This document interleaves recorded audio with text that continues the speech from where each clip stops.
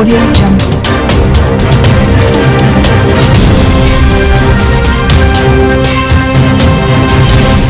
Audio Jungle. రాష్ట్రానికి ప్రత్యేక హోదా విభజన హామీలు అమలు చేయని బీజేపీకి ఏ విధంగా మద్దతు పలుకుతున్నారని జై భారత్ జాతీయ పార్టీ అధ్యక్షులు ఉత్తర నియోజకవర్గం అభ్యర్థి వివి లక్ష్మీనారాయణ ప్రశ్నించారు. సీతమ్మ ధారలోని పార్టీ కార్యాలయంలో ఏర్పాటు చేసిన మీడియా సమావేశంలో లక్ష్మీనారాయణ మాట్లాడుతూ ముఖ్యమంత్రి జగన్మోహన్ రెడ్డి 5 ఏళ్లలో చేసిన రాష్ట్ర అప్పులపై శ్వేతపత్ర విడుదల చేయాలని డిమాండ్ చేశారు. రాష్ట్ర ఆస్తుల వివరాలు ఏ పార్టీల అధికారంలో ఉన్నప్పుడు ఎంత అప్పులు చేశాయో ప్రకటించాలన్నారు. స్టీల్ ప్లాంట్ ప్రైవేటీకరణ విషయంపై వైసీపీ, జనసేన, టీడీపీ పార్టీలు తమ వైఖరి ప్రకటించాలన్నారు. ఏపీలో 80 మంది ఎమ్మెల్యే అభ్యర్థులుగా 10 మంది ఎంపీలుగా పోటీ చేస్తున్నారన్నారు. తెలంగాణలో కూడా పోటీ చేస్తున్నామని తెలిపారు. భారత్ పార్టీ పుస్తక రూపంలో మేనిఫెస్టోను విడుదల చేసిందన్నారు. చరిత్రను తిరగరాసే మేనిఫెస్టో అని అది జై భారత్ విడుదల చేసిందన్నారు. వచ్చే నెల 1న ప్రతి నియోజకవర్గ జై భారత్ పార్టీ అభ్యర్థి ఆయుధాలకు ఏమి చేస్తారో 100 రూపాయల స్టాంపు పేపర్పై విడుదల చేస్తారని తెలిపారు. కూటమి అభ్యర్థుల అధికార పార్టీ వీటన్నిటిపై స్టాంప్ పేపర్పై సంతకం పెట్టి విడుదల చేయాలని సవాల్ విసిరారు. ఒక్కొక్క నియోజకవర్గానికి తాము గెలిస్తే ఏడాదికి 100 కోట్ల నిధులు, ఒక్కొక్క గ్రామ పంచాయతీకి ఏడాదికి ₹1 కోటి నిధులు వచ్చేలా చూస్తామని హామీ ఇచ్చారు. చాలా పెద్ద పీట వేయడం జరిగింది. సో ఆ సందర్భంగా ఈరోజు ఈ ప్రెస్ మీట్లో మీ అందరికీ సమాచారం అందిద్దామని చెప్పేసి రావడం జరిగింది. ఆ తర్వాత ముఖ్యంగా ఈరోజు 24, 25, 26 వార్డ్స్ నుంచి ఉభయ పార్టీలు అంటే తెలుగుదేశం, వైఎస్ఆర్సీపీ నుంచి అనేక మంది యువతరం ఈరోజు జై భారత్ నేషనల్ పార్టీలో చేరడానికి పెద్ద సంఖ్యలో ఈరోజు వస్తున్నారు. యువతరానికి పెద్ద పీట వేస్తుంది జై భారత్ పార్టీ. అంటే ఈ పార్టీలన్నింటినీ చూసి యువతరం ముఖ్యంగా ఈ పార్టీలు రాష్ట్రాలకు చేసింది ఏమీ లేదు, నిరుద్యోగ సమస్య గురించి ఎవరు మాట్లాడట్లేదు, మా ఉపాధి గురించి మాట్లాడడం లేదు, ఇటువంటి అభిప్రాయాలతో యువతరం పెద్ద సంఖ్యలో ఈరోజు జై భారత్ నేషనల్ పార్టీలో జాయిన్ అవడానికి వస్తున్నారు. వాళ్ళందరికీ కూడా మేము స్వాగతం పలుకుతున్నాం.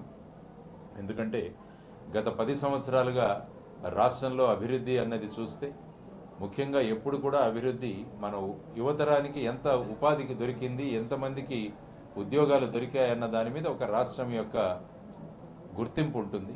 ఆ తర్వాత సంపద ఎంత సృష్టించాము, ఆ తర్వాత మన జీడిపి కానీ జిఎస్డిపి కానీ ఏ విధంగా పెరిగింది, అప్పులు ఎన్ని పెరిగాయి, ఇవన్నీ కూడా చాలా విలువైన సమాచారం. కానీ ఈ మధ్యలో మేనిఫెస్టోలు రిలీజ్ చేస్తున్నారు అన్ని పార్టీలు. మేనిఫెస్టోలు రిలీజ్ చేసే మేనిఫెస్టోలో ఎక్కడైనా సంపద ఎలా సృష్టించబోతున్నాం, ఉపాధి ఎలా కల్పించబోతున్నాం అని ఏ మేనిఫెస్టోలో కూడా రాయట్లేదు. అన్ని మేనిఫెస్టోలో కూడా ఏమి ఉచితంగా ఇస్తున్నాం, ఏ సంక్షేమ పథకాలు అమలు చేస్తామని రాస్తున్నారు. నిన్న వైఎస్ఆర్సీపీ రిలీజ్ చేసిన మేనిఫెస్టో కావచ్చు, తెలుగుదేశం సూపర్ 6 అనే పేరుతో రిలీజ్ చేసిన మేనిఫెస్టో కావచ్చు, వీటన్నిటిలో కూడా ప్రత్యేక హోదా తెస్తామని ఎవరూ రాయలేదు, విభజన హామీలన్నీ పూర్తి చేస్తామని ఎవరూ రాయలేదు, వైజాగ్ స్టీల్ ప్లాంట్ను ఆపుతామని ఎవరూ రాయలేదు, వైజాగ్ రైల్వే జోన్ని మళ్ళా అడ్డగోలుగా విభజించిన రైల్వే జోన్ని మళ్ళా తిరిగి తీసుకొస్తాము, దాన్ని పునరుద్ధరిస్తామని ఎవరూ రాయలేదు. ఎంతసేపు చూసినా ఎన్ని సిలిండర్లు ఇస్తాము, ఈ పథకంలో ఇంత నుంచి 15,000 నుంచి 17,000 చేస్తాం, ఈ విధంగా మాట్లాడుతున్నారు తప్ప రాష్ట్రానికి ఏం చేయబోతున్నారు, రాష్ట్రంలో ఉన్న నిరుద్యోగ సమస్యను ఏ విధంగా పూర్తి చేయబోతున్నారు, ఏ విధంగా మన కోస్టల్ లైన్ డెవలప్ చేయబోతున్నారు, మన టూరిజంను ఏ విధంగా అభివృద్ధి చేయబోతున్నారు, వీటి గురించి ఎక్కడ కూడా మేనిఫెస్టో లేదు. అంటే రాజకీయాలను ఏ విధంగా చేసేశారు అంటే కేవలం సంక్షేమ పథకాల పేరుతో ఉచితాలు, ఇదే రాష్ట్రం గురించి వాళ్ళందరూ అనుకుంటున్న మేనిఫెస్టో. మరి ముఖ్యమంత్రి గారు రిలీజ్ చేసిన మేనిఫెస్టోలో గత 5 సంవత్సరాల్లో ఎన్ని వైట్ రేషన్ కార్డులు తగ్గాయని ఏమన్నా రాశారా? 2,70,000 కోట్లు మేము సంక్షేమ పథకాల ద్వారా డైరెక్ట్ బెనిఫిట్ ట్రాన్స్ఫర్ డీబీటీ ద్వారా ఇచ్చామని అంటున్నాము. కానీ దానితో పాటు ఇన్ని వైట్ రేషన్ కార్డులు తగ్గాయి అని రాష్ట్రంలో చెప్పొచ్చు కదా. కానీ యాక్చువల్గా మీరు స్టాటిస్టిక్స్ చూస్తే వైట్ రేషన్ కార్డులు పెరిగాయి రాష్ట్రం. అంటే ఈ సంక్షేమ పథకాల ద్వారా పేదరికం తగ్గిందా పెరిగిందా అన్నది ముఖ్యమంత్రి గారు ఓపెన్గా చెప్పగలగా, అది నిజమైన మేనిఫెస్టో అవుతుంది. తర్వాత మద్యపాన నిషేధం గురించి ఏమీ మాట్లాడలేదు. మద్యపాన నిషేధం చేస్తే తప్ప మళ్ళా ఎన్నికల్లో ఓటు మేము అడగము అన్నారు. మరి ఎందుకు అడుగుతున్నారు ఈరోజు ఇంత పెద్ద మీటింగులు పెట్టి? మరి మద్యపాన నిషేధం గురించి ఎక్కడైనా మాట్లాడుతున్నారా? ఇవన్నిటికీ వాళ్ళు సమాధానం ఇవ్వాలి. మేము చెప్పాం, జై భారత్ నేషనల్ పార్టీ స్పష్టంగా చెప్పాం, ఏ గ్రామాలలో అయితే మహిళలు మద్యం వద్దు అంటారో ఆ గ్రామాలలో మద్యం షాపులు క్లోజ్ చేస్తామని స్పష్టంగా చెప్పడం జరిగింది. స్పష్టత ఉన్నందువల్ల జై భారత్ నేషనల్ పార్టీ ఒక పుస్తక రూపంలో రిలీజ్ చేశాం మేము మేనిఫెస్టో. పుస్తక రూపంలో మేనిఫెస్టోను రిలీజ్ చేసింది జై భారత్ నేషనల్ పార్టీ. మీకు అందరికీ కూడా కాపీలు ఇస్తాను. ఇందులో ఏమేం సంకల్పించామో ఇవన్నీ కూడా చూడండి. మేనిఫెస్టోలు అంటే ఈ విధంగా ఉండాలి. మేనిఫెస్టోలు అంటే కేవలం ఉచితాలు సంక్షేమ పథకాలు మాత్రమే మేనిఫెస్టోలు కాదు అని అందరూ కూడా గమనించాల్సింది. ముఖ్యంగా మా మేనిఫెస్టో నుంచి కూడా కొన్ని తీసుకోవడం జరిగింది. మా మేనిఫెస్టో నుంచి కూడా కొన్ని తీసుకున్నారు. ముఖ్యంగా రైతులకు ఇప్పుడున్న 13,500 నుంచి 16,000 చేస్తామన్నది అది జై భారత్ నేషనల్ పార్టీ చెప్పింది, ఇస్తాం. కానీ దీనితో పాటు జై భారత్ నేషనల్ పార్టీ ఏమనిందంటే ఎంఎస్పి ధరలకు మేము రైతుల నుంచి కొనుగోలు చేస్తామని చెప్పాం. దాని గురించి ఏ మేనిఫెస్టోనూ లేదు. కూలీల ఖర్చుల కోసం ప్రతి సంవత్సరం 5,000 రూపాయలు ఇస్తామని జై భారత్ నేషనల్ పార్టీ ప్రకటించి కానీ మిగతా మేనిఫెస్టోల్లో దీని గురించి ఏమీ మాట్లాడలేదు.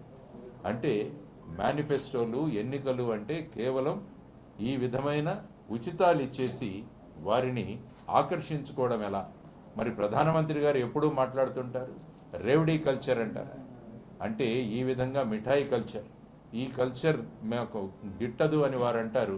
మరి వారితో పొత్తు పెట్టుకున్న పార్టీ ఎందుకు ఈ విధంగా రేవడీ కల్చర్ని ప్రోత్సహిస్తుంది? దాని గురించి మరి ప్రధానమంత్రి గారు బీజేపీ వాళ్ళు మాట్లాడాలి కదా. వాళ్ళు బీజేపీ వాళ్ళు వంశపారంపర్యం పాలన మాకు నచ్చదు అంటారు. మన రాష్ట్రంలో చూస్తే 2 కుటుంబాలు 4 పార్టీలు. మరి ఈ సందర్భంగా భారతీయ జనతా పార్టీ ఏం మాట్లాడుతుంది దీని గురించి? కుటుంబ పాలన మేము ప్రోత్సహించము అంటుంటే ఇక్కడ కుటుంబంలో ఉన్నవాళ్లే 4-5 పోటీ చేస్తున్నారు. మరి ఈ సందర్భంగా భారతీయ జనతా పార్టీ ఏం మాట్లాడుతుందో ఒకసారి ఓపెన్గా మాట్లాడమనండి. అంటే ఒక్కొక్కరికి ఒక్కొక్క నీతి, మనకు ఆ నీతి వర్తించదు అన్న ప్రమాణంలో అందరూ వెళ్ళిపోతుండడం వల్ల జై భారత్ నేషనల్ పార్టీ గట్టిగా చెబుతుంది ఇటువంటి పార్టీలను నమ్మకండి, ఇటువంటి పార్టీలను నమ్మకండి. ప్రత్యేక హోదా తీసుకురాని పార్టీలను నమ్మకండి. ప్రత్యేక హోదా ఇవ్వము అని చెప్పిన పార్టీని సపోర్ట్ చేస్తున్న పార్టీలను కూడా మీరు నమ్మకండి. ఈ విధంగా చేస్తూ పోస్తూ రాబోయే కాలంలో ఇప్పటికే మనం సుమారుగా 12-13 లక్షల కోట్ల అప్పుల్లో ఉన్నామని అనేక స్టాటిస్టిక్స్ చెబుతుంది. కాబట్టి ఈ మేనిఫెస్టోతో పాటు ముఖ్యమంత్రి గారు రాష్ట్రంలో ఎంత అప్పు ఉంది అని ఒకసారి చెప్పింటే బాగుండేది. మరి మీరు మేనిఫెస్టో ప్రకటిస్తున్నప్పుడు దానితో పాటు అప్పుల గురించి ఒక శ్వేతపత్రం కూడా రిలీజ్ చేయండి. ఎన్ని లక్షల కోట్లు ఉన్నాయి? ఒకరు 10 అంటారు, ఒకరు 11 అంటారు, ఒకరు 12 అంటారు, ఒకరు 4 లక్షలు అంటారు.